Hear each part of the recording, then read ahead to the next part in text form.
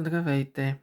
Добре дошли в моят канал, който е за гадаене, окултизъм, астрология, въобще всичко окултно и езотерично.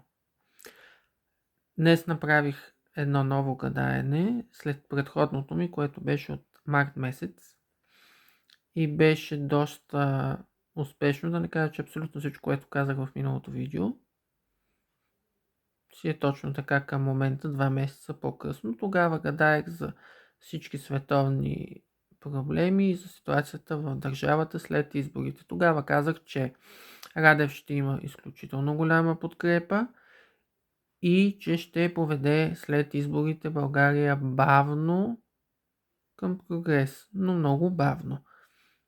Всъщност аз тогава видях човек, който ще я поведе и прецених, че това ще е Радев, защото ще има голяма подкрепа.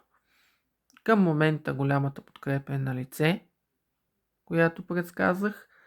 Въпросът сега обаче е дали Радев е човека, който ще поведе България, или просто ще си има голяма подкрепа и след това ще се яви човек, който да поведе България към прогрес. Днес съм направил едно кратко гадаене за това как ще се развие управлението и кабинета, който от днес ще работи за България. Т.е. кабинета на Радев. Ето това са картите, които съм подредил. Сега ще кажа абсолютното значение по ред. Първо се започва с миналото или това, което е довело до сегашното състояние, тази карта. И това казва, че е имало творчески проект, първи реални стъпки в осъществяването на някаква идея, замисъл. С две думи, полагане на основите.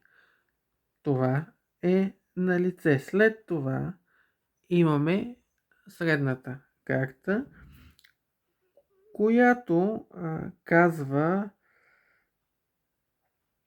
за това, за наслаждаване на първите плодове на своя труд, т.е. на успеха. Да, Радев имаше голяма подкрепа и в момента ситуацията е такава. Но също тази карта може леко да предупреди за злоупотреба с насладите и почивка. Тук най-важно е самото бъдеще, третата карта, която казва, това е самото бъдеще, за влиятелен и чаровен, емоционално устойчив и активен човек. Съпричастен, чувствителен, вдъхновяващ.